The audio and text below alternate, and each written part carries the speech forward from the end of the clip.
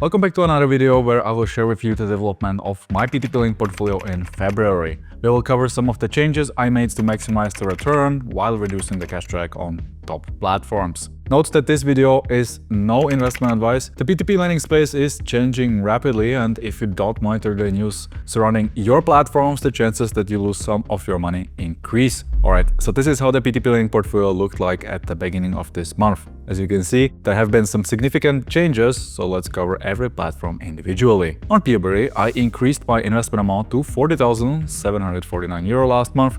The platform has decreased the interest rates recently, so if you want to earn a double-digit return, you have to invest a larger amount to qualify for the platform's highest loyalty bonus. Investing on PeerBerry is not, however, straightforward. The demand from investors continues to surpass the loan supply, which means that you cannot just rely on the auto-invest tool to invest your funds for you. Most investors will need to invest manually as soon as new loans are listed on the platform. If you don't have time for that, PeerBerry might not be the right fit for you at the moment. Moving on to Estateguru.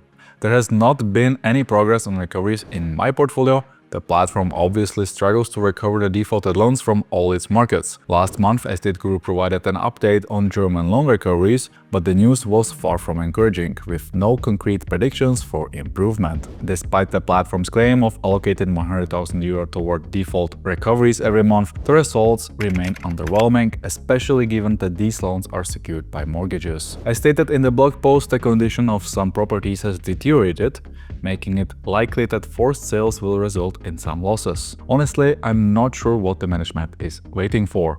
Personally, I'm willing to accept a 10 to 20% loss on principal if it means I can reinvest in a more reliable platform and recover the loss through interest within 1 or 2 years. That's a far better option than leaving my funds stuck in limbo on Estateguru, where recovery efforts seem to be going nowhere. My investment on Robocash continues to perform well, as has been the case for the past few years, so there is not much news to report here.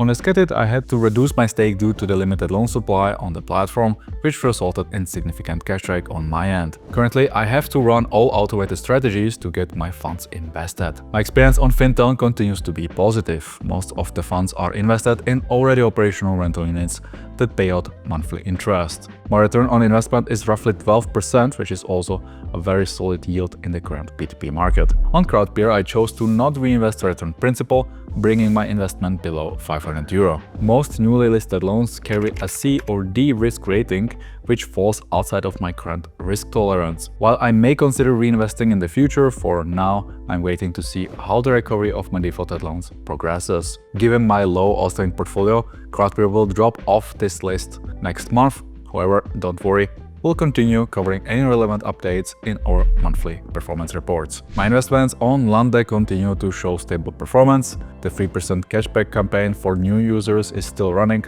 offering a nice short-term yield boost. Last month, I followed a similar strategy on Indemo, increasing my exposure and taking advantage of its 1.4% cashback bonus on new investments. I also resumed investing on the income marketplace, focusing exclusively on the Spanish long-term loans from Abancar. For me, income serves as a way to mitigate cash drag on other top-performing platforms. Investing in long-term loans also saves me time, as I no longer need to constantly chase new loans on the primary market to keep my funds fully invested. When evaluating the liquidity of my portfolio, I would say that roughly 1/3 is invested in long-term loans with a maturity between 1 to 2 years. This portion also includes most defaulted loans, as they are typically illiquid anyway. Long-term loans offer two key advantages. First, they reduce the need for constant account monitoring to ensure your funds are fully invested. Second, they typically come with a slightly higher interest rate, compensating for the reduced liquidity. If liquidity is a priority for you,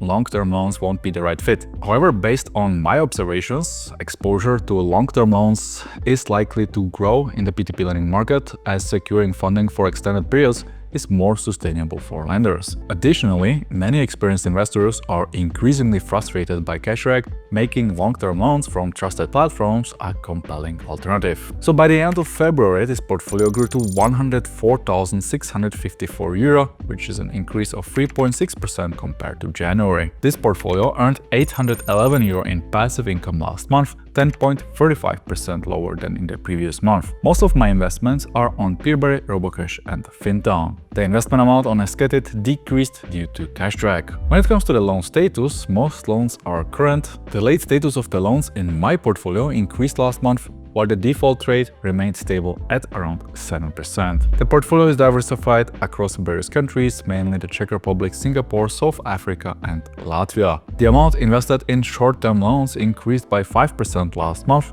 while the investment in commercial and installment loans decreased. Roughly 20% of the portfolio is exposed to rental investments or discounted debts. The amount of secured loans increased slightly due to an additional investment on income in Demo and Lande. Unsecured loans are backed by a buyback or group guarantee, whereas a mortgage or collateral backs the secured portion of the portfolio. My weighted average interest rate increased to 11.54%. The average investment per loan is €165, and the loan portfolio is spread across 631 loans in 14 countries. If you want to get more insights into the internal return rate for every platform, you can review our portfolio page on P2P Empire. That wraps up this quick update on my portfolio's development. As you can see, diversification shifts month to month based on market conditions. Managing cash drag while keeping risk under control is a solid strategy for experienced investors. That's also why it's crucial to monitor your portfolio regularly. If you found this video valuable, hit the like button and subscribe for further updates. Thanks for watching, and I'll catch you in the next one.